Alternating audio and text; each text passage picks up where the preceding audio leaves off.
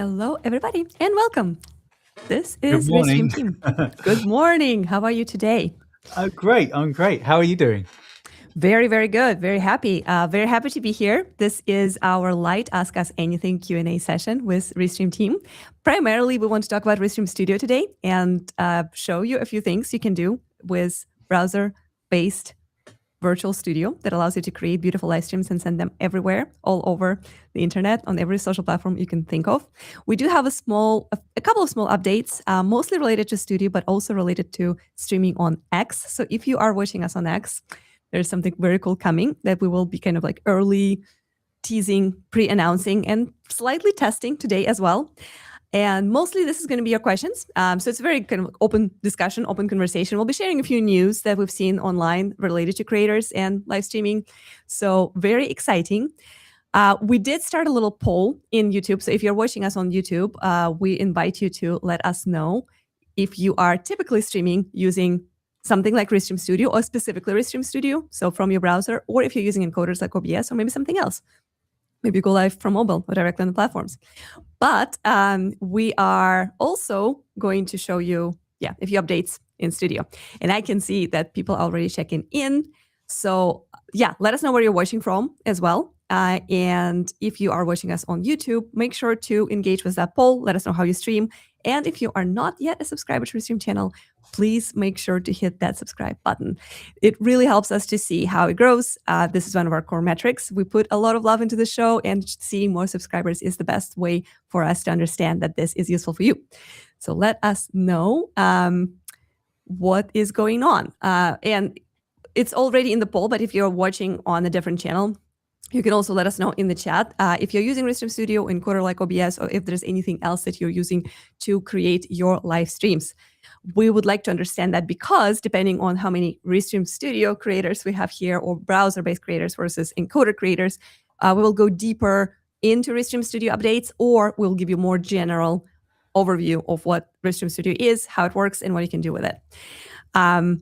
Very cool. Let's go ahead and turn into our little chat. Whoa. Look at all this. We have so many comments already. Circus FM says, good morning. Ethan from X says, what is this? This is Restream Team talking about how to go live using your browser from the comfort of your web tab, just from your Chrome or any other browser that you use. That's what this is. Becky Yard something. I'm so bad at reading these names. Must I be using the paid version to enjoy the app? No, you don't have to.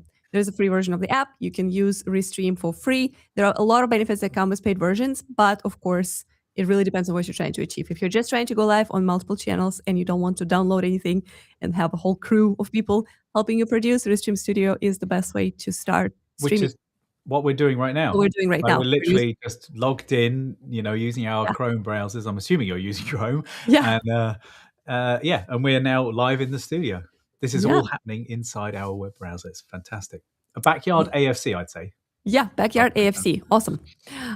Circus FM says, hello, Anya and Charles. That's us. I'm Anya. This is Charles. We are part of Restream Team. Alex is testing from X. Yes, and he has a point. We will be testing too in just a second. All right. Can you show me how to stream live, please? Yes. Stream live stream. Maybe it's about screen sharing. Definitely, please clarify your question if you can, and then we will happily demo how you can screen share in Studio. It's very simple. It's very easy. It's actually one of our most popular features in Studio that people use every day. Great stuff. I have a hot take about screen sharing. You do? Yeah. Hello from Vibrant West and from Willie Fantastic. Good to see you again. Okay, so I guess that's a clarifying one. I've tried using Restream, but I hit a brick wall. Probably don't do it while driving would be my advice. Do not do it while driving. Yeah, let us know where you got stuck. And if it's something very specific to your setup, remember that we have a 24-hour live human support on Restream channels. So if you go to the Restream website, and Grant in our, Grant in the chat, he's fabulous. Grant in chat is already responding. Shirley Wick's shop is checking in from Michigan. That is awesome. I use Restream for my Friday live show, and I use OBS for 24/7 streaming. So Studio for more of like just chatting, and 24/7 via OBS, and then hopefully connected to Restream as well, so you can rebroadcast to more destinations. Good setup. I use Restream and learning to integrate with OBS. Let us know, KPFK Media, if like what are you trying to achieve with OBS that you're not yet achieving in Studio, because there are so many updates and so many are coming that maybe you actually don't need to integrate or to learn. Maybe everything you have is already in your pocket, like those thousands. Yeah, KPFK Media 1, not 2. 1. This is the first. The first one, the OG. Hello from North Carolina from Becca. She's checking in on X, and that's good because we have some news about that. I cannot see the poll, says Backyard AFC. It is on YouTube, so if you're watching on YouTube, you should be able to. I'm actually going to look and see. The poll is showing some results. I do. I do have 7 votes there, and 86% are saying they are using Restream Studio. This is amazing. That's honestly. Great. Yeah. All right. Build a mobile app, says Braulio Alfonso. Great advice. That is very untrivial task. If you are a mobile app developer or know somebody who is like really good at mobile app, and especially with WebRTC and live streaming, please hit us up. Let us know in DMs if you know somebody who's really great at building apps. It's definitely been a request, an ongoing question, but that is something that we are still thinking about putting on the roadmap. Not yet there. Sean says, hello from Slack. That is epic because now, as you can see here, let me give him a little handhold. You can stream on Slack. So if you're using Slack for your work, Restream Studio now allows you to send your video directly into your Slack channels and engage your community. It's huge. Reporters. Yeah. That's huge. And run webinars without asking them to ever leave the place where they work. Now our internal meetings are beautiful. Yeah, very exciting and very engaged because people just chat in threads, send their emojis, send their comments, send their GIFs, and we can see it all in one place without ever leaving. Sharing and everything. It looks so good. It's great. I'm nerding out. It's fine. Are you in different studios? That's great that this is now a question, actually, because I love that people are asking because yes, we worked really hard. Let me remove our, let's get this going. Are we in different studios? Yes, even though it looks like we're in the same studio because we really tried to match it in terms of the vibe and the video and the colors, but we are in different towns, different parts of the United States. I am in Austin, Texas, and Charles is in San Francisco. I am glad that you felt like you had we have different cameras, we have different lenses, we have the same capture card, we have different computers, we also have different LUTs applied to our cameras, so they do look different, but we got the same color paint. Yeah. And different lighting. You know, you've now got your YouTube thing in the background now. I need a pink light of some sort. Yeah, absolutely. Really cool. Yeah. But on mobile, please, a lot of requests about mobile phone today, streaming from mobile, Circuits FM streams from multiple platforms to multiple platforms. The Friday show, that's the way to go. And that is kind of an answer to Backyard AFC. I'm new to content creation and can't seem to crack it. Definitely going multi-platform, multi-streaming is a way to go. I would be curious to hear what kind of content you stream, because I know you were asking like what is the best way to gain value from Restream and OBS. I do have a few ideas, and this is Ask Us Anything. So actually how to promote your channel, how to gain traction would be questions that we will be happy to answer, but we would need to know a little bit more context. What kind of content is that? Are you a musical creator, gaming creator? Is it something like tutorials? Are you talking about tech? Are you working for a company and marketing products? Are you selling something retail-like, physical? Or maybe you're streaming DJ sets? Just let us know what kind of content is that, and we will see how we can help you crack it. But also, when you say crack it, like what is success? What is cracking it? What is it? What are your objectives? What are your goals? Like if it's just having fun, then that's easy. But if you're, if your goal is to make millions, then if you're trying to monetize, monetize, it needs to be pretty pointed. Yeah. Let us know, like, what success looks like. But I do think that originally, since it's someone who says that they're a new creator, right? New to content creation, probably it is just gaining traction, getting the viewership, getting that engagement. But correct us if we are wrong. Absolutely. All right.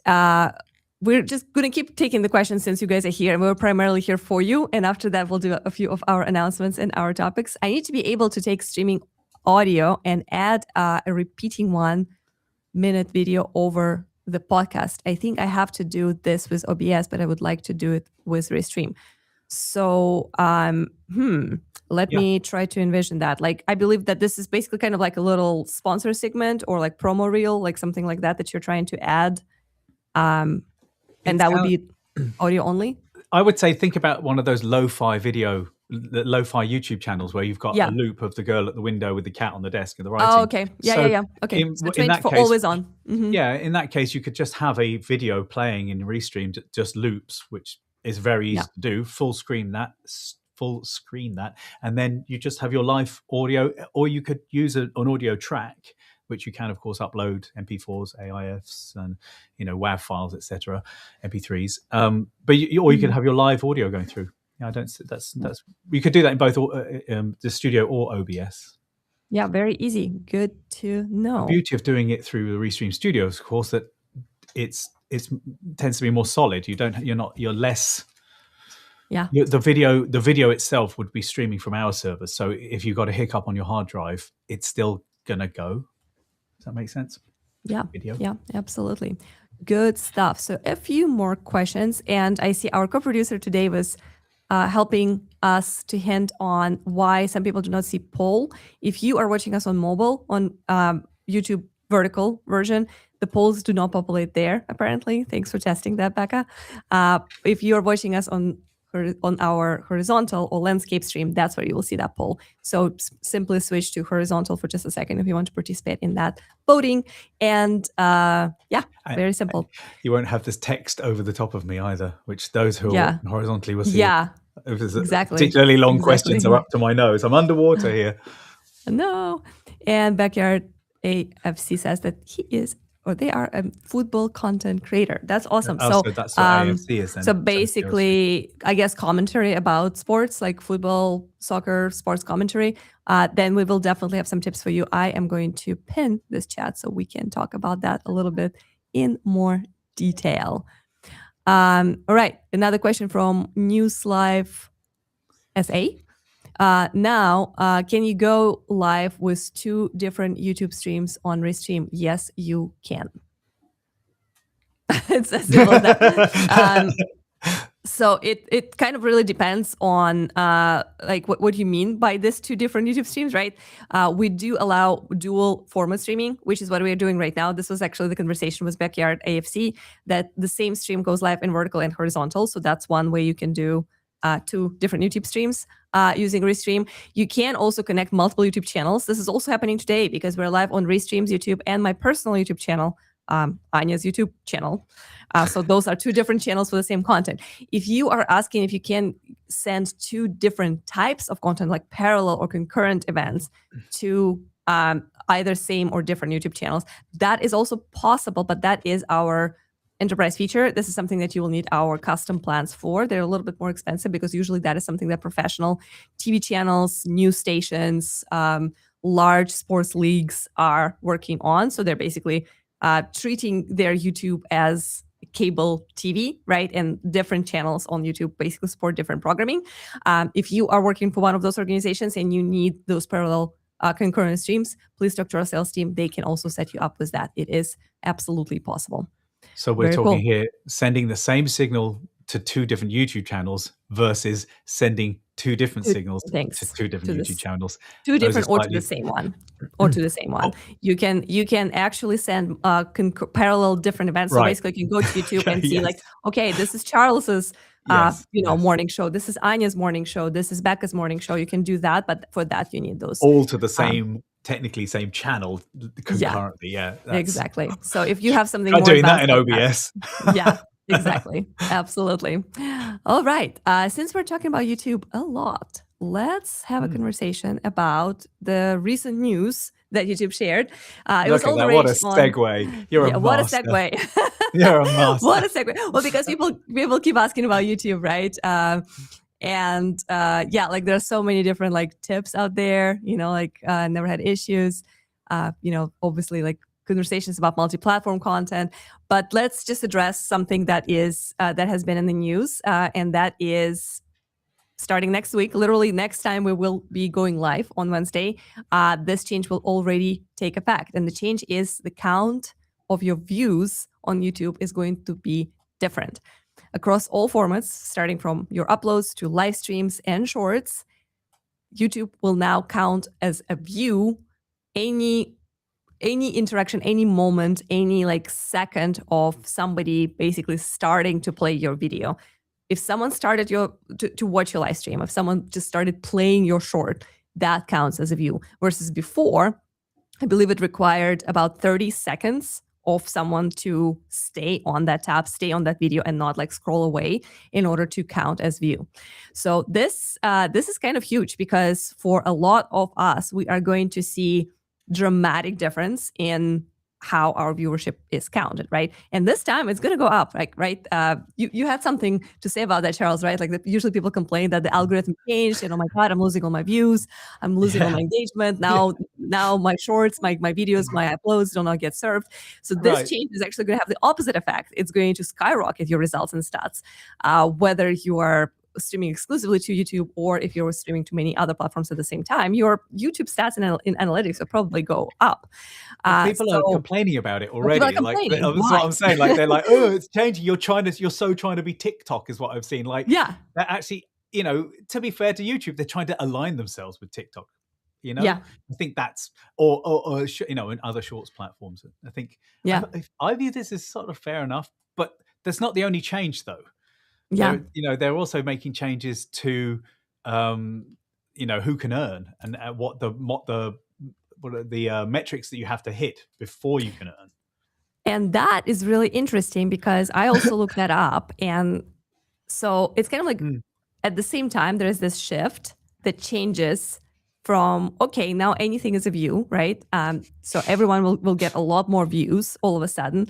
But then to be able to monetize your content, you now need to go from 4,000 to 8,000 watched hours in the past year in order to be even eligible for monetization, right? And then there's a whole different story of how exactly that gets monetized, how much revenue share, how aggressively you want to run ads on your content. So those are a lot of settings and knobs that you have. But even qualified threshold is going up, and it pretty much doubles, right? From 4,000 to 8,000 watched hours in the last 365 days.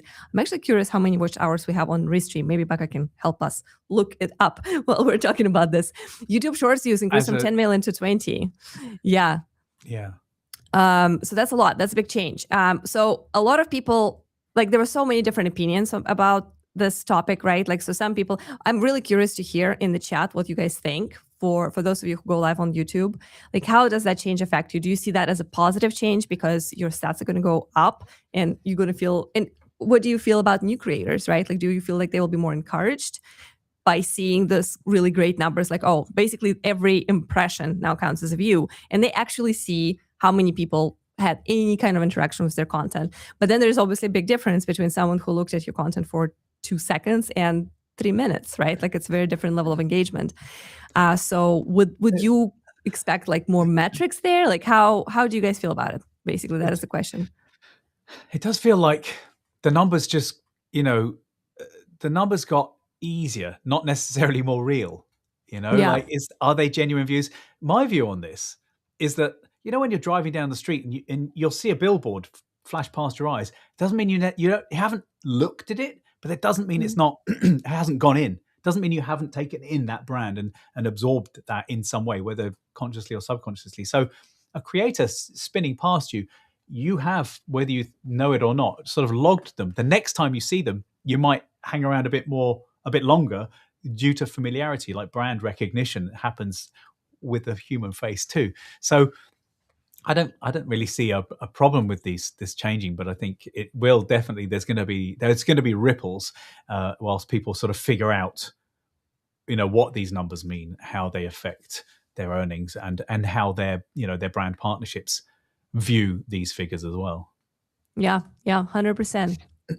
And there were definitely like some hot takes how this potentially could encourage more people to just share like to create like more like AI slops, right? Like because all of a sudden now, if every scroll is something that you immediately earn a view for, right? Like nothing stops you from creating like the most outrageous and like eye-catching, clickbaity, first 2 seconds, and then people will inevitably stop. So the video starts playing, you get your view.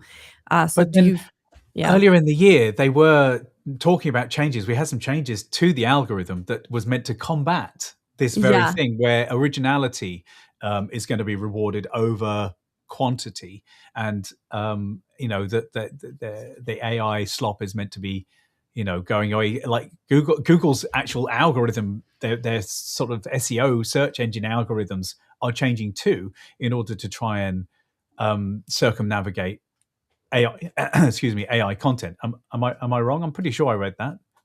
Yeah. No, you're right. I was just looking because I know we're trying to figure out how many watched hours does Restream YouTube channel have.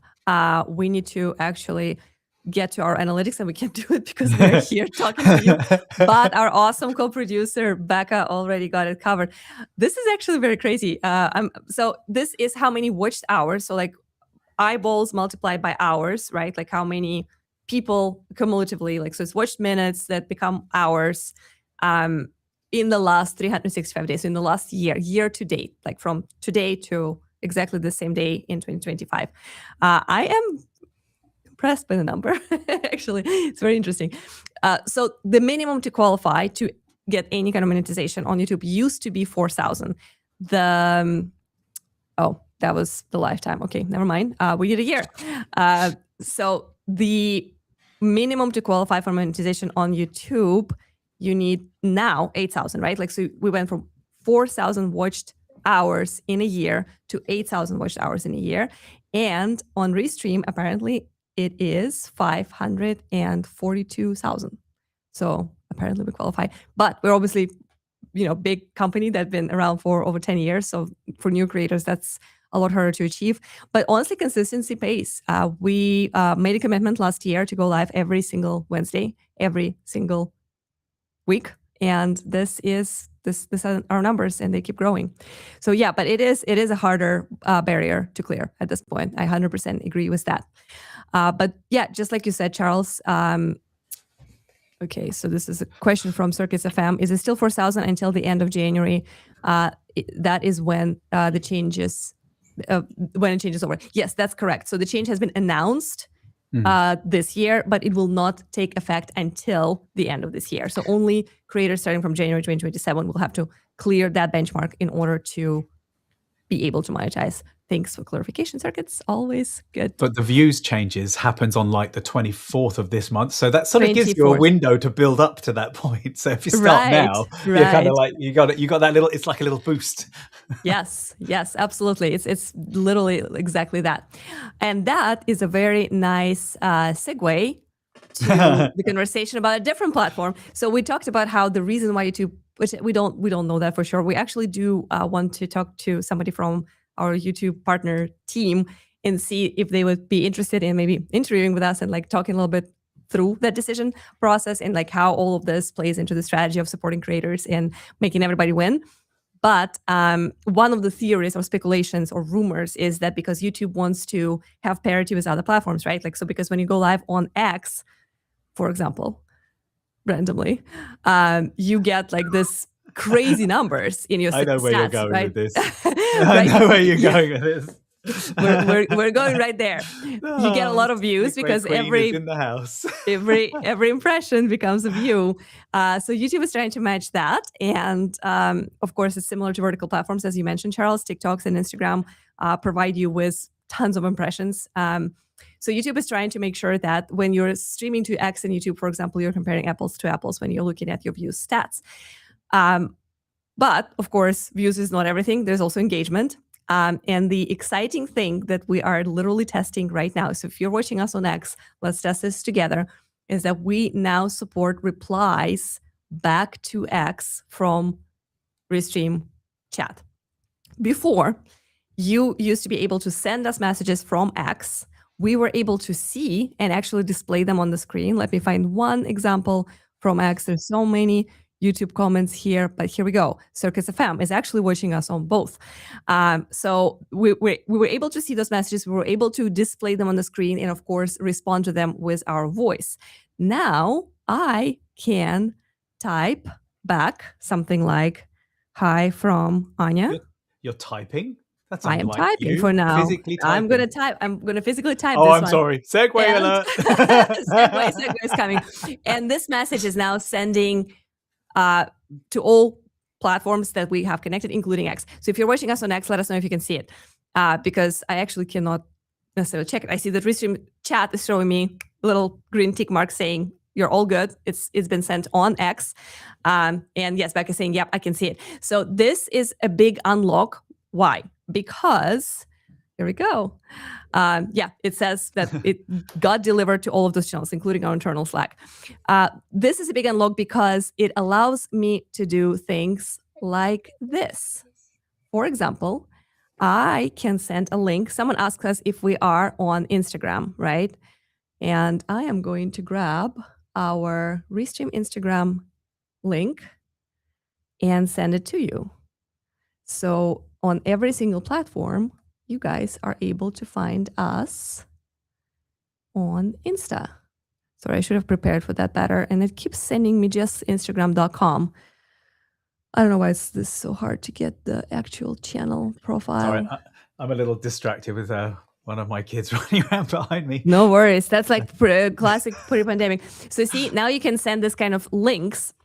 So this is just our Instagram because somebody asked us if Restream Instagram is hi Hartley, if it's possible to live stream on Instagram, and if we are live there, we are. And this responding in the chat and sending links allows you. See, it's like a little movie star. Allows you to send those links back. And the best part is that you do not necessarily have to use your keyboard to do that. There you go. There's the segue. Yeah, you can use something like Whisper Flow, which recently shared a lot of updates, how they raised a ton of money and they were able to actually gain a lot of traction.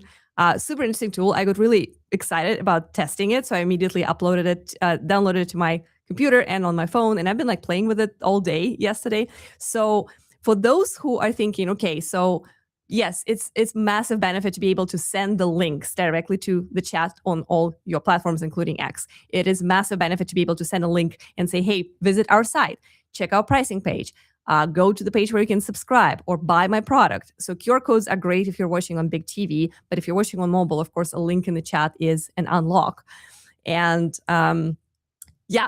with all that, now you can also simply, but what if I don't have time to like type things, right? Like if I'm hosting the show, if I'm thinking about content, sometimes it's difficult to think about like and type things at the same time. You don't have to. You don't have to type. You can simply. So now I'm going to just test it real quick. So let me do this. Hey, I see the comment about kids on camera being the best from Willie. You're right. It is always fun to see them pop in. And ding, the comment is sent. So now it goes live on all the channels, and I did not have to use my keyboard or type anything at all. That's great. I mean, that's so nice that you could, no one necessarily needs to know that you're doing it. You know what I mean? Yeah. Like it, but I would say, so I'm sorry, I was distracted. Did you talk about the piece of software that you used to do this? Yes, I did mention it's Whisper Flow because they were all the rage in the news because they raised really, really great funding round, Series B. They got $2 billion or so. Crazy. Well, that's the evaluation. Yeah, so they were valued at $2 billion. Which, congrats! Like this is epic achievement. I at first was a little skeptical because it was like, okay, how much novelty or innovation can be brought to a basically speech to text, right? Like dictation app. Sounds pretty simple. Sounds like it existed before. It was actually really funny because it was mentioned at home. Like I was raving about Whisper Flow, and my love told me, it was like, how is this new? Like it existed forever. I was like, like it's different because it like travels with you through different devices. It like follows every app you have. It has this little easy little button. So a lot of comments that I gave you guys, you and Becca yesterday about the videos that we created, I actually gave them from the car while driving. And normally I would never, ever even consider texting while driving because it's extremely unsafe. But it's a completely different thing if you just press a button and you just talk into your phone while you're driving, right? Like it's the same as basically talking, taking a call hands-free or listening to audiobook, which is perfectly fine. So huge unlock. So I have on my keyboard, I double tap the command key and that then starts dictation. And on the Mac, it's pretty good. And then I found it frustrating. So I switched to Whisperflow and it worked beautifully. And the thing about Whisperflow is that it's actually really good contextually. It understands, I guess it's uploading, it's using an internet connection. It's not doing it locally, I would imagine, because it understands brand names and human names and it understands context. And it seems to learn more about you as you go, but you have to pay for it. And at that point, I was like, I've tried it out. It doesn't improve my life enough. So I've gone back to just using it on my Mac, the internal stuff. But what I would say is one of the best things to happen to Whisperflow is how bad dictation is on the Mac, in the same way that the Spotlight searching and Spotlight on a Mac is the best thing to ever happen to Raycast, because Raycast is so much better for things like just literally just finding things on your computer. The Spotlight searching. I literally have turned off Spotlight on my computer and now use Raycast. Raycast has amazing shortcuts. And yes, I agree. It's a very similar analogy, right? Like that, there is a native Mac option to do that, but they took it to such a different level and they integrated so many different things. They have their little AI there. They have like kinds of things that it just like takes it to a different level. Which makes me think about this 2 billion valuation for Whisperflow is there's more to it. Like, so we know that Raycast isn't just Spotlight search. I think the big thing about the thing that really speaks to me about Whisperflow is everything you're saying and doing online, they get access to. So it's probably a valuation about data, not about the product. I think you were cutting off just for a second, but I think I was a little concerned about this too, especially giving it access to Slack and like my work stuff. But then, hey, if you're using internet in modern world, I don't know, privacy is important, but is it really achievable? But it's just they're building those models around who you are. Like I have a private Facebook account that I only use for Marketplace. It has my first name, but I use it for nothing else. And it has started suggesting people that I actually know. And that's like, oh, that's weird. It's found me. They found me. They knows. They know. This is a great comment here from Willie. I just downloaded this the other day, Whisperflow, I'm assuming. It makes responding to messages so much faster. The way it cleans up your messages is magic. That's true. I actually wanted to point that out because for me, at first I was not sure we would even do that. But once I started to, like, sometimes I mess up and I'll be like, hey, Charles, can you do this? Actually, never mind. Maybe back I can. And it just erases all the rant before and just gives you spot on, no ums and ahs and got it, get it. I've got it. Like it just completely removes it and gives a clean message, recognizing all the core parts of it. It's awesome. Yeah, you're right. Actually, I might go back to it because you're right. It absolutely does do that. That's the context that it seems to understand. It's almost like you're having a chat with an AI and it's then, which of course you are. It's funny that this used to be, who's going to acquire this? It would be like, is Google or Apple going to acquire this? Not anymore. They're now an independent company. Yeah. Like no one, they're too big to be bought now, I would imagine. Yeah, they have to keep building and have to keep surprising us.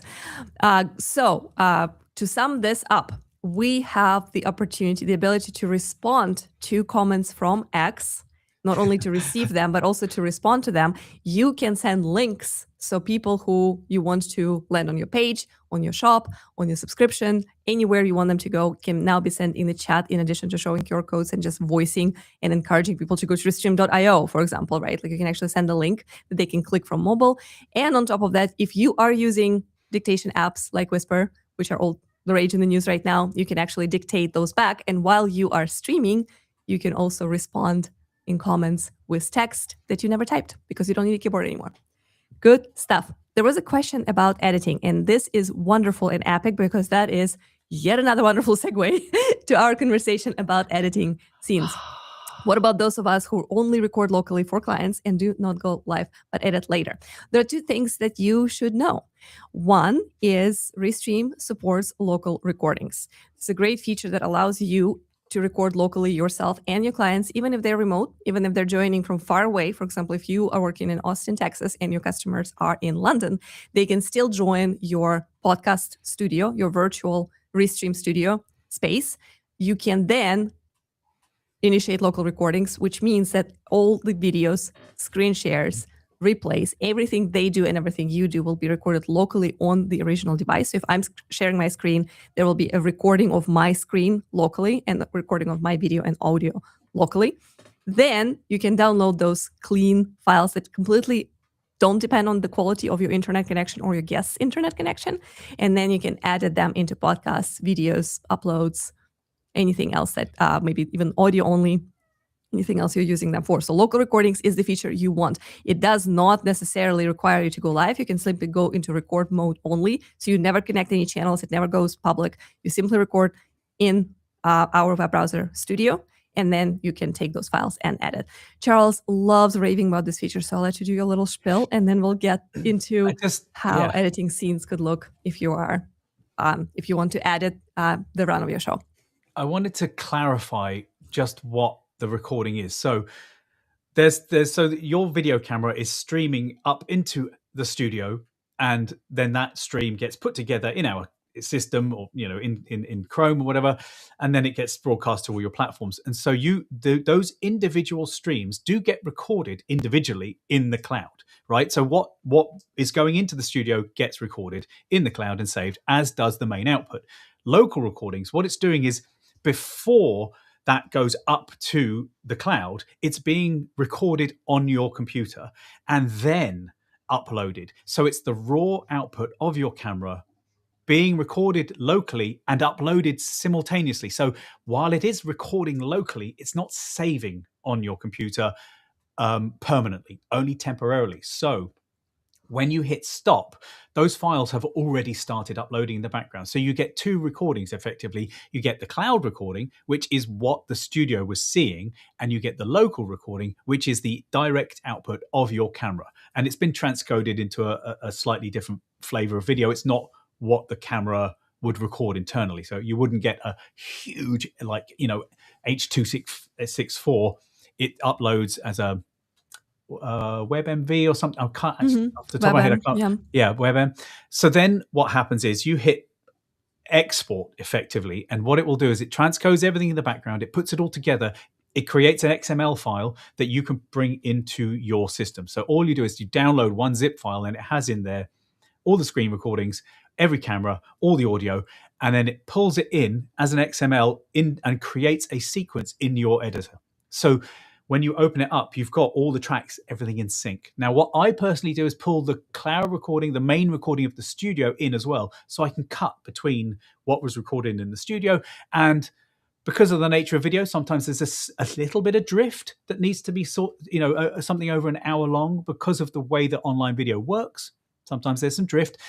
Very, very easy for anyone that understands them. Editing is so easy to put things together. But it means that when I'm editing, if I'm like, you can see what we have on screen here. I'm small. If I wanted to zoom in on me, obviously blowing up that me is going to really degrade the picture quality. So I cut to the cloud to the local recording, and I get crystal clear, like perfect video. You wouldn't know it wasn't like designed and recorded, locally. Which of course it was. I'm sorry that I tailed off there, but I'm excited. I love this. I use it all the time. It's so fantastic. You do need to make sure you have a decent internet connection for the uploads, and you have to just you wait. How long do you wait at the end? I mean, I don't think I've even bothered waiting at the end. My uploads are already done. They're almost always done. Yeah, if your guest drops off early, they might get cut off a little bit because the recording might not be finished before they left the studio. If they just leave, yeah, if they just leave. But even that has a fix, because you can ask them, you can send them a link and ask them to kind of like re-upload, like reattempt the upload, and everything that was recorded until they like literally stopped using the microphone and stop speaking. Hopefully no one lives in the middle of the sentence. That gets also pushed to you, so you get like a updated version. Good stuff. There's guides on this. There's guides on this on YouTube channel. Yeah. Just search for local recording or record in studio. And if you are not into live streaming, you just want to use Restream Studio to record your podcast, you can absolutely do that. I looked at the poll. 75% of our viewers today on YouTube are using Restream Studio and 25 are in OBS. I do think that it still would be valuable to do a little refresher, because we kind of promised this Q&A to be about Studio and about and provide some refreshers about what Restream Studio is and how it works. So we are going to give you a 5-minute overview of Restream Studio and Scenes, how you can build the show just like ours using Restream Studio and building scenes as slides of your presentation. Charles basically created this very easy guide, and he broke it down into core parts. So let's have a look at that, and then we will share a few updates about how new things with scenes editing are going to affect your life and make it better. This is a long video, this one, isn't it? It's 5 minutes. But it is a great overview of Studio and how it works. So for those who are already using it, it's a great refresher to see potentially features and abilities, layouts, scenes, guests, assigning to scenes that you might not have been using. For those who are using OBS, this is a great way to see what is the difference and consider if that's something you are interested in switching to, because it becomes much easier to produce your videos if you're using Studio versus if you're using larger and more kind of sophisticated but more cumbersome encoders. So let's let Charles take it away. For professional live streams as seamless and stress-free as a video chat with friends, this is Restream Scenes. Think of scenes as slides in a presentation or preset layouts ideal for each part of your live show. Now, since their release, we've listened to your feedback and continued to upgrade scenes. So here's a full guide with some hot features you may not know about. Starting in a new studio, we'll give you 2 pre-made scenes, and you can add more up here by choosing camera, media, or countdown. So our first pre-made one here is a camera scene, ideal for your introductions and guest interviews. And we can rename this, duplicate it, and so on. I'm going to duplicate, and let's make some changes to this duplicate, like the layout, customization. Maybe I'll round off those edges, and I'll turn off the names. And you know what? Let's add an overlay graphic. All right, now you'll see that as I click each scene to switch to it, the changes that I made have been saved. All right, let's move to this next pre-made scene. It's called Demo, and of course you can rename this. Now you'll see that it has placeholders ready for you to add content like an image, a video, or a guest. So let's add a video. I will choose this one that I've uploaded already. There we go. Side note, the loop function is very handy. Okay, now to add a guest. Now, all I need to do is copy this invite link, and I can send it at any time to the person that I want to join my stream. When a guest does join, you don't want them just randomly appearing mid-stream, so when they do connect, you'll hear this sound to let you know that they are ready and waiting. At which point, you can come over to Sources and bring them into the show. But by default, they will be in all of your camera scenes. Now, a very cool thing here is that you can actually choose which scenes they are in. So let's make a new camera scene, and I'll call it something like Anya Chat. There we go. Now I'll come and assign Anya to her scene, and then as I move through the stream scenes, when I get to the one that I assigned to Anya, there she is. Now the last type of scene we need to chat about are countdowns. In live streaming, platforms need a moment to connect, and audiences need time to react to their notifications. So a countdown gives the space for all of this to happen. All right, click to add your countdown and customize your length, your music, and of course the design. Now you'll notice this is an auto switching scene, which is exactly what it sounds like. At the end of the countdown, the studio will switch to the scene directly below. Now you can turn this feature on scenes with videos too, which is why it's so handy to be able to drag and drop to change the order of your scenes. I think the best way to work in a few pro tips is to show you exactly how we use scenes in our weekly live shows. Our show starts with a 2-minute countdown. During this time, I generally will check that all the platforms are going live. Then we'll auto switch to our first camera scene. A ticket at the bottom is going to prompt for interaction in the chat. And the notes are there, look, to remind us to introduce people and to give an overview of what's going to be coming up. Then we'll move to a reminder to like and subscribe. And notice how the notes have changed with the scene. Then we can have some interaction with the audience with a chat overlay. Now this is just demo chat so that you can see what it will look like. Now, we might play a video, share a screen, or bring up an image that introduces each topic. Then maybe we'll chat to a guest. Hello again, Anya. And maybe 2 guests. Hi, Becca. And I can check my notes to ensure that I've covered everything that we need to talk about. And we can say our final reminder to subscribe, and then a goodbye. If you build your show in advance like this, it means you can focus on your audience instead of your software. You can have up to 40 scenes, which is plenty for even the most complex of shows. So let us know how you use scenes and what features you'd like to see included. Cheers.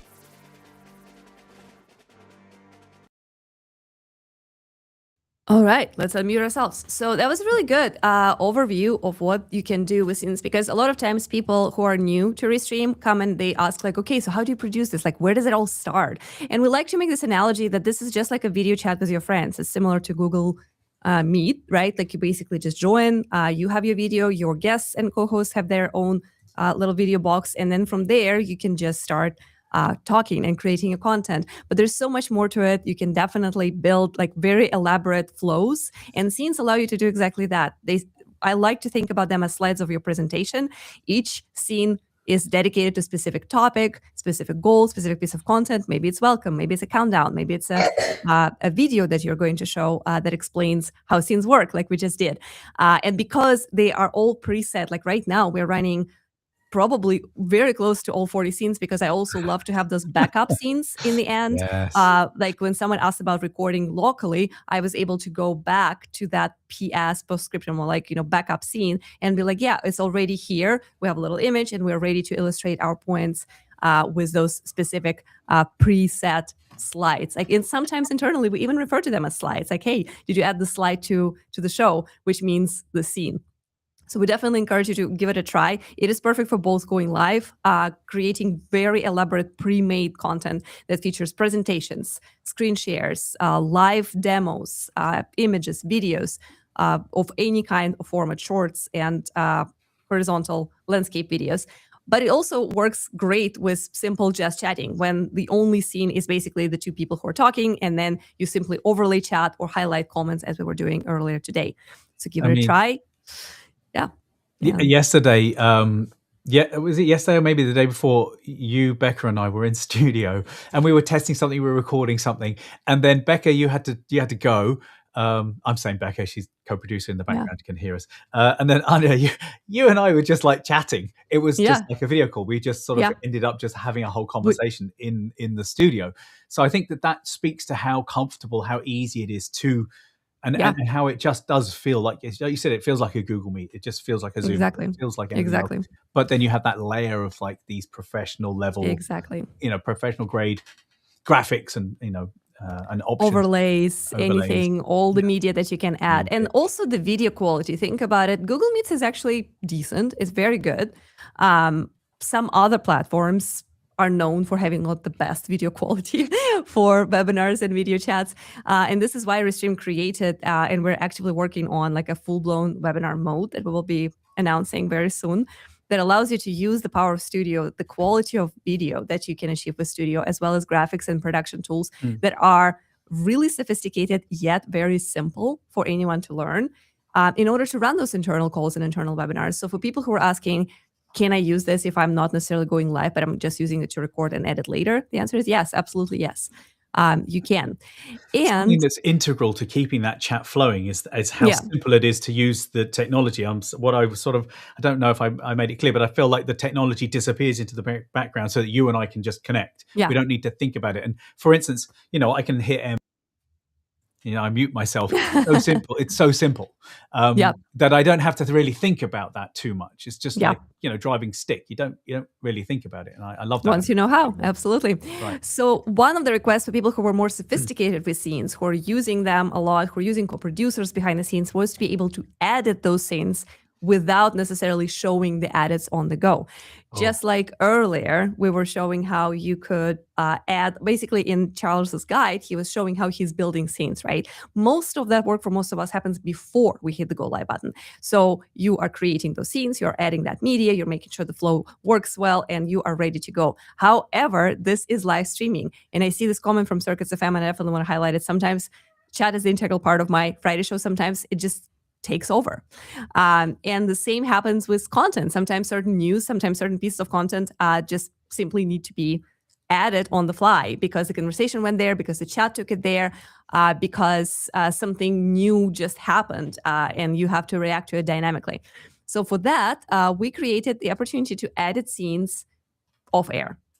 So that allows you to stay on the scene that you are currently talking about. For example, right now we're showing this demonstration of how edit scenes pop-up works. And imagine if we needed to change the next upcoming scene, we could simply, either Charles or our co-producer Becca could simply go to that scene and start editing it off air. So while we're still here, she might be preparing something that we forgot to add, maybe a logo, maybe a graphic, maybe we just updated the video and we simply need to urgently re-upload it while we're already live. So before, the process would look like this. We will have to go to the next scene like that, right? Make that change and then go back to the scene where we were. And then when we're ready to transition, now you don't have to do that. You simply use that little edit button and you make those changes off air. So for your audience, the transitions are perfect, seamless, and very, very smooth. That is something that we announced a few weeks ago with Alex, who is our head of product. However, today we added a small quality of life improvement, but I think it's super epic. And that is the indicators, exactly what I was about to flash for you, the indicators that someone is working on your scene. So this is how it looks. We even added Charles there to give you an understanding that there is a person there who's making those changes, but you can see how in the other tab, there's a tiny little cloud with C for Charles that shows me that somebody is working on the scene. This is super epic in case you have a show with multiple co-producers, because sometimes when someone else is making changes, it's really hard for me to see that they're editing. It used to, not anymore. Now you can see exactly who is modifying and changing scenes while I'm talking. And that also helps me to understand if the scene is still kind of work in progress or it's ready, because normally once they're done editing and they hit finish, so the scene is ready to go and ready to be displayed for the audience, they have two options how to do that, right? Like they can say, okay, I'm done editing, show it right now, or I'm done editing, hosts, when you're ready, you can go there. And that little indicator of co-producer moving around is something that we're super excited about, because hopefully in the future, it is going to also appear not only for editing, but when our producers are renaming scenes or moving them around. So you can see that someone else is working on your flow, and that gives you a little bit of heads up of what to expect as you're hosting. This is definitely the most important one. Earlier on when I took a screenshot of a comment and I just dropped it straight into the studio because it's so simple. And I knew that you would see that you would be able to see immediately, oh, something's coming, because you can see it uploading from your end. What I should have done is duplicate the scene, drop it in, and then, duplicate the scene, edit it, drop in the image, and then switched to it. It was what I should have done. It didn't occur to me because I was like, oh, there's the thing. I just wanted to drop it in real quick. So, there's a time and a place, isn't there? I think if I wasn't on camera, I would probably have done it that way. But because I'm on camera, I wanted to just do it and then not think about it too much, because, I need to be thinking about smiling and listening. Smiling and listening. Yeah. So this is one of our newest updates to scenes editing.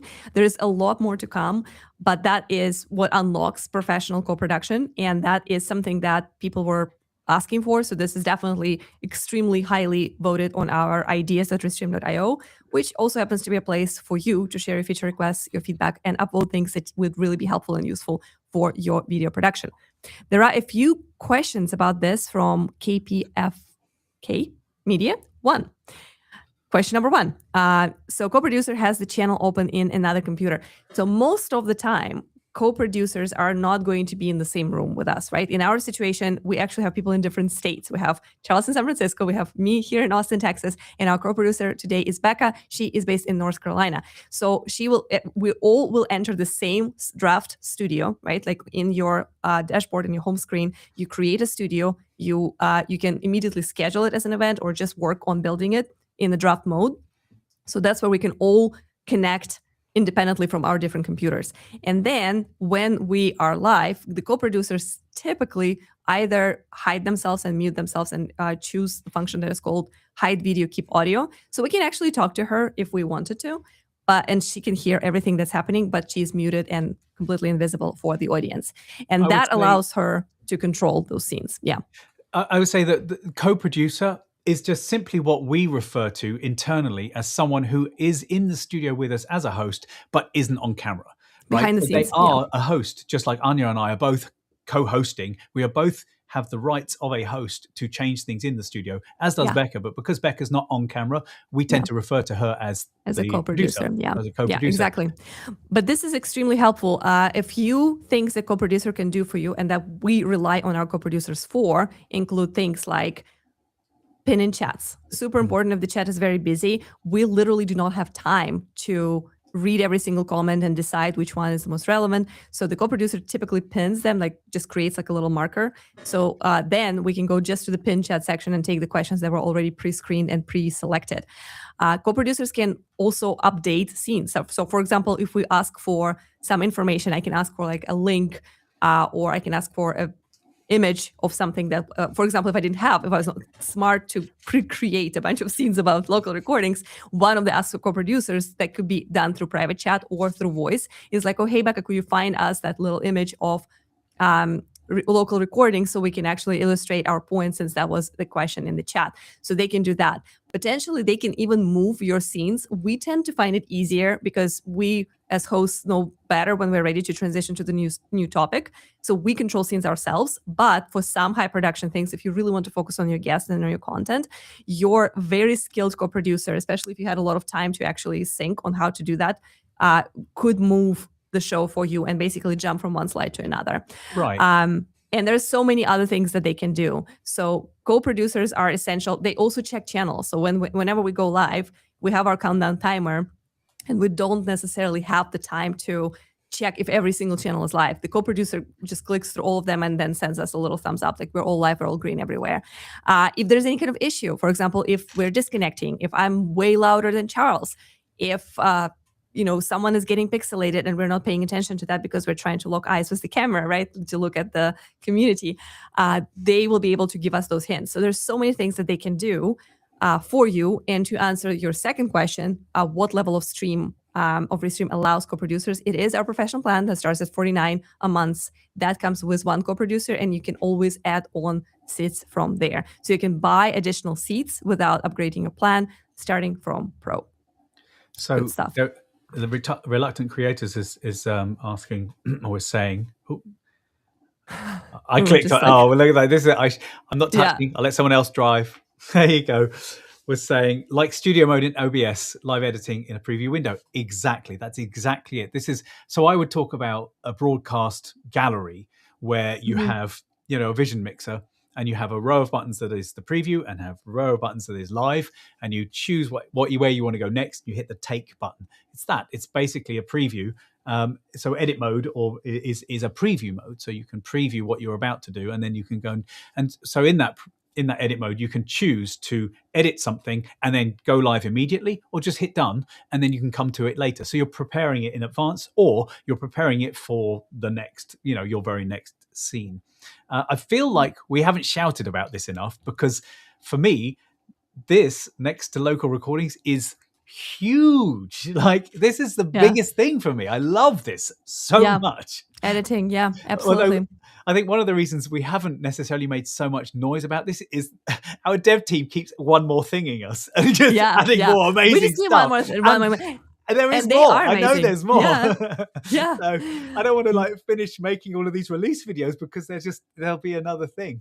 Absolutely. Steve Jobs. Just a little extra. But yes, this visual that we showed you, where actually we can come back to this real quick, where you can see how your team collaborates with you in studio, when you can see exactly who is working on which scene, who is editing. I think it's really adds this like extra next level for production quality and like extra information for hosts. So this looks really beautiful. And this little signal, this little letter, it is very intuitive because it resembles like Figma and many other apps where you can see your collaborators when someone is working on designs. That is now available. I do believe it's live for everybody already. And that is something that you can check out if you are enjoying editing scenes together with your team. I like the little marching ants, but if you actually zoom in on that, if you were to see that really close up, they look more like like caterpillars. They're really cute. Yeah, they're really like little tiny things. Yeah. No, and it makes streaming fun because it's much more exciting to do this as collaborative work than to do it solo, right? Like, and you can do it with, you don't necessarily have to have an army of co-creators. You can have friends, you can have family help you with this. We are very close to wrapping up, so we are encouraging you to ask your last questions in the chat before we transition. I want to do one more little comment about what else co-producers, since the last question was about co-producers, how to engage them, how to work with them. Another super important and epic role of co-producers could be with clips. So Restream allows you to create short videos, basically shorts and TikToks from every stream that you go live with us, right? Every time you create any kind of stream or recording, even if you don't go live on channels, we do create highlights and little shorts from every stream. Now, they happen automatically, and then after you're done recording, you can grab your clips, you can edit them, and you can post them on social channels such as YouTube Shorts, TikToks, Reels, Facebook Reels, and even on platforms that are traditionally horizontal, like LinkedIn and X. Vertical content performs really well there because a lot of people are using those platforms on mobile. So we highly recommend using that growth technique because a lot of times bite-sized content just delivers completely new audiences to your content. You can find new fans. You can appear in completely different ways where otherwise people would not discover your channel and your content. So it is essential for promoting your channel and for growing on social media. However, if you are doing clips, and especially if you are interested in posting clips live while you are still streaming, it used to require a person to actually do that, right? Like it's very difficult to focus on your content and continue talking. And then unless you have baked in breaks and some kind of commercial breaks or promo videos, it's really difficult to go to your clips tab, review your clips, and then choose to post them, right? So co-producers are great for that. And we used to use co-producers for that all the time until we released auto-posting. So now you can actually set up an automation that takes your best rated clips from the live stream that you're still hosting while still live and post them on the social platforms that you selected as the ones where you want auto-post to happen. So now, in the end of each show, I usually say, thank you very much for co-producers, for our moderator in YouTube, and for the person who's helping us with clips. Not anymore. Now clips are being automated and they are posted without human. So that's another thing for you to check out. That's obviously a choice. You can still have a co-producer work on your clips and edit them in real time, or you can just let AI and automation take care of that, pick the best according to its own scoring, and blast them out while you're still streaming. Pretty big unlock, I believe. Absolutely, yeah. It's awesome. All right, a few more questions before we wrap up. It is our final Q&A, and I see that we got a few pins here. I really want to be proficient in this, says Backyard AFC. I'm so hopeful that you guys got some value from this stream today. Like we mentioned earlier, we have 24/7 support for you with real humans in the chat. So if you get stuck and during the onboarding process or trying to achieve something and you cannot figure it out, please contact them. They are really real streaming experts. They know what they're doing and they are there 24/7. So there might be a little bit of a automation that you need to go through, but eventually you'll always reach a human being on the other side of things, and they can help you test, guide you, give you some support materials, really, really good stuff. Question from CMC. Yeah. CM Capelli. Right. Can you stream this live in horizontal? I can't see anything when multiple windows are showing examples. I think that they must be watching the vertical. Yeah. So when you are watching us on mobile on YouTube, which I see you're commenting from YouTube, there are two. On YouTube, there are two different streams that are happening right now, right? One is vertical, which is great for mobile. It fits your screen. It is very helpful, but it does have certain limitations in terms of chats. We do remove some overlays there. You should still be able to see our shared screens, but you shouldn't. There might be some limitations in overlays. If you want to see the full-blown horizontal version, it is on the same channel. Simply click on Restream channel, and then you'll see two live events in parallel, and just switch to the other, and that will be your horizontal version. It is a little bit better to watch that one on your laptop, but it is there. Also, the replay after the stream will be available in horizontal only, so that will be a full-blown version with all overlays and all larger screen shares. Great question. Thanks for asking. I think there is plans for YouTube. Like it will be at some point, you'll be able to just sort of, if you rotate your phone, you know what I mean? If you watch your phone, I think that will happen, but it's not happening just yet. It's coming. It's coming soon. Yeah, we're waiting on making this one event and then just automatically deciding based on your device. But for now, it is two events, and you just pick the one that fits your screen and your needs better. Really dynamic rotation of something. I tend to rename each stream, so I try and put a little TV icon for the horizontal. I'll put the little mobile phone icon, the cell phone icon at the beginning of each name, but I'm not co-producing, so I didn't do that. Yeah, exactly. Do you have a soundboard or something? I use Rodecaster Duo, so it is like an audio interface. It's not necessarily a soundboard, but it is something that allows me to mix in a few microphones. We do not do sound effects. I believe that for our show is just not a really good fit, but you could, I believe with this Rodecaster Duo, you could set it up such as you can like have like some effects. Do you use soundboards, Charles? Not here, not when I'm live streaming. I just like you. I just have an interface. Yours does actually have faders, so it is technically a soundboard. I don't for this. Not for this. And then sorry, a few more. Yeah, we're gonna wrap up very quickly here. Someone is blowing at me through a cardboard tube. I'm sorry. You probably need it. It's hot. I use those every day, and it would be nice if you were changed only for the ones that you actually used. Also, I would like to understand the manual clip making for social media. Yes, so you can create clips manually. In Restream, you can actually upload any video, and then you can ask AI to pick specific segments, but you can also manually show, like that's actually one of our recent updates. There's also a video about that on Restream YouTube channel. There is a way to indicate specific area of your video and say clip that. So you can do manual clipping right now if you upload the video to Restream and then tell our clipping tool to clip specific segment or section. And there are actually two ways to do it. You can say, hey, clip something from here and indicate like a 5 or 10 minute duration, or you can say this specific 3 minutes should become a clip, and then we'll clip exactly that. It is useful sometimes when you have very specific part in mind, and it is also it can help you to like test both modes and understand which one works better for your flow. Automated clipping or clips that you can create manually. So both things are possible. Of course, you can then go in and edit it yourself. Choose the specific bits. If it's clipped something, you're like, oh, I know there's more there. You can go in and actually physically edit that yourself. Yeah. Absolutely. Grant already answered that. That's awesome. Hi there. Hello from Hungary. Really good to see you. Forgot about this due to vidIQ. We use vidIQ. We love vidIQ. I'm not sure what you forgot about, but yeah, it's a great tool. Helps us with SEO, optimized headlines, descriptions, and just like little recommendations on how to get our videos more seen on the internet. I mean, instead of thinking about, what happened in that stream? What did we do? What's the summary of this? How do I do it? It will write it for me. And then you're like, okay, I'm not sure about that. And you can, I use it as a jumping off point for titles and descriptions. It's very useful. Absolutely. Nick Moses is saying, soon YouTube will combine them. Just wait. Yes, I agree. There are lots of conversations about YouTube actually making them work together.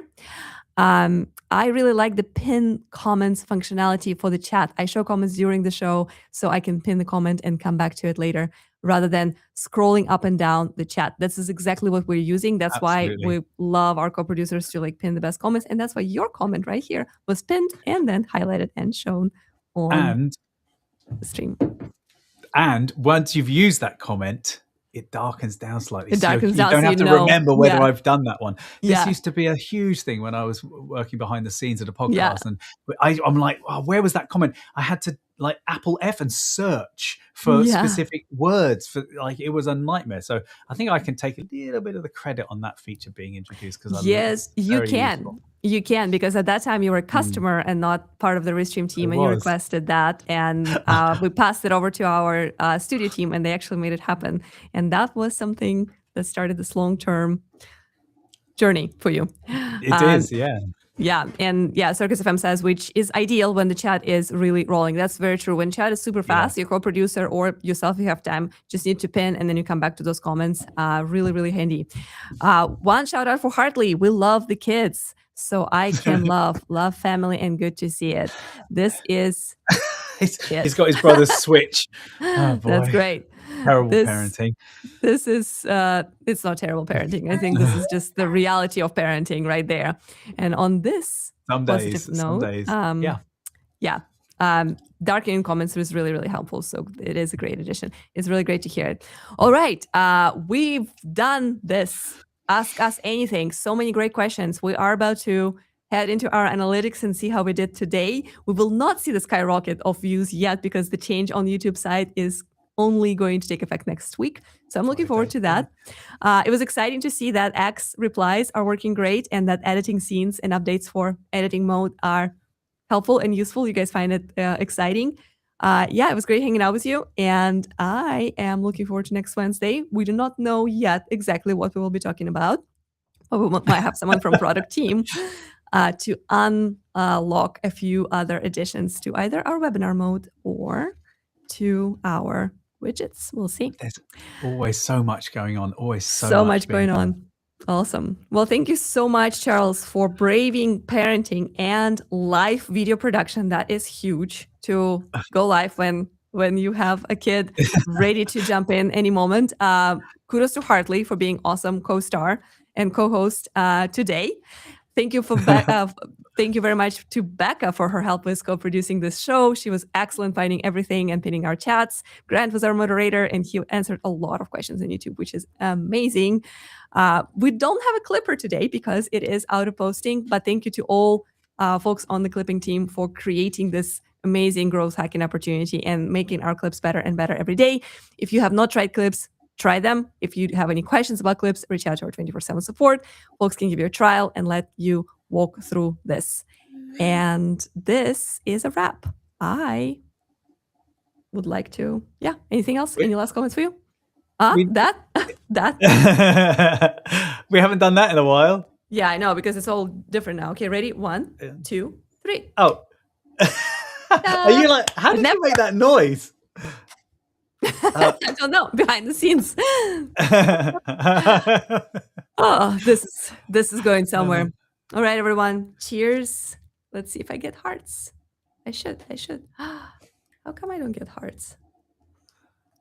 I don't know. It's normally me that can't do it. Look at that. I know, right now. And now you're pro. Oh, you do. You have got a slightly new setup. I have a slightly new. Disabled it. You need to. I might have to come back. So hearts are coming soon. Reactions on. To be continued.